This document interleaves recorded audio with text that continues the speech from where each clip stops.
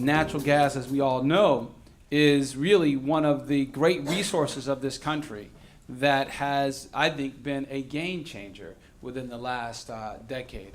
And it has really helped our economy to become a new member of the block, if you will. I mean, we have all learned, many of us who are old enough to remember the long gas lines of the 70s, how important gas is, right?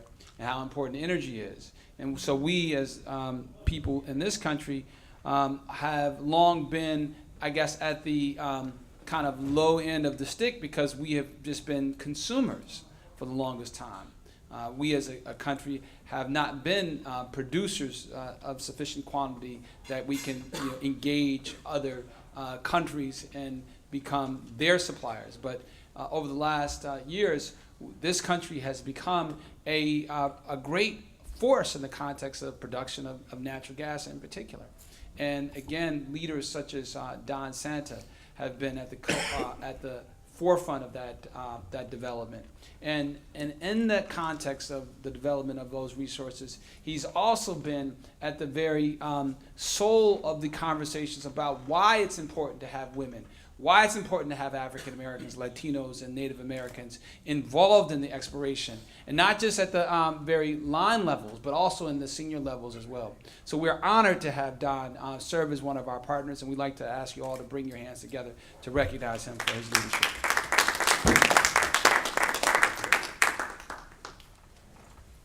Well, thank you, Talib. And on behalf of the Interstate Natural Gas Association of America, we're thrilled to be here as part of this event, saluting the sponsors of the 21st Century Energy Jobs Initiative Act of 2014. A brief word about INGAA and our members. We represent the owners and operators of interstate natural gas pipelines. These are the long line, large diameter pipelines that transport natural gas from where it's produced and processed downstream to local gas utilities, major industries that utilize natural gas, electric generators. The interstate pipeline industry, if anything, is kind of the natural gas analog of the interstate highway system. I want to talk about two things very briefly. First of all, jobs in the gas pipeline industry, and then second of all, about STEM education. In terms of jobs in this industry, I was very gratified when I met Linda tonight from the Mathematics Association to learn that her husband had a career in a pipeline company, and then her son is employed by the nation's largest operator of natural gas and oil pipelines.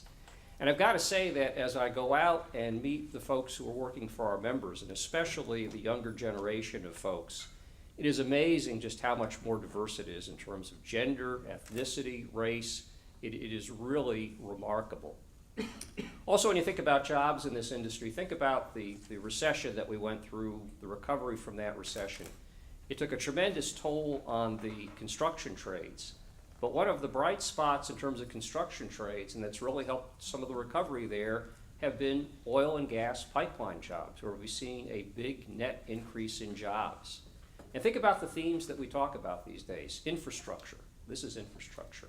Middle-class jobs. These are great middle-class jobs. And they're helping to create other jobs, because think about it. If you build the pipeline, you create the incentive to produce on the upstream. If you build the pipeline, you create the opportunity to use the natural gas downstream in manufacturing, electric generation, and other places. So really there are tremendous opportunities in this sector. And it's going to continue that way, because we're going to continue to need this infrastructure as you think about our growth as a major energy superpower because of the shale revolution, and think about the need to get that energy downstream to where it can be used. Second thing I want to talk about is STEM education and my own exposure to STEM education. My daughter Madeline, who's now a junior in college, was in the first graduating class from her high school where they had established a STEM magnet program. And it was interesting because Madeline got inspired to it when she was a freshman. She took a course called Introduction to Engineering, and it was taught by a fairly young, enthusiastic faculty member who got Madeline interested in applying to be in the STEM program the next year, probably inspired a lot of other students to do so.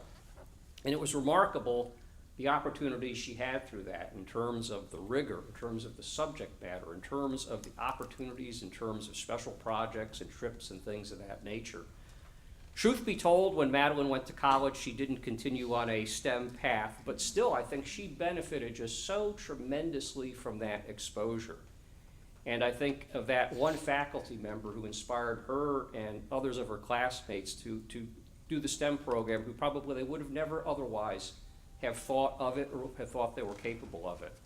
And I think STEM programs are just a tremendous door opener to opportunities in the energy sector and elsewhere, tremendous opportunities to break down barriers in terms of opportunities for people regardless of gender, ethnicity, race, and also a tremendous benefit for our country if you think of remaining competitive, if you think of maintaining our prosperity. So I'm a big, big fan of STEM education and everything that all of you do to promote it. So let me just close again by saying that on behalf of INGAA, we're thrilled at the opportunity to be one of the co-sponsors with you tonight.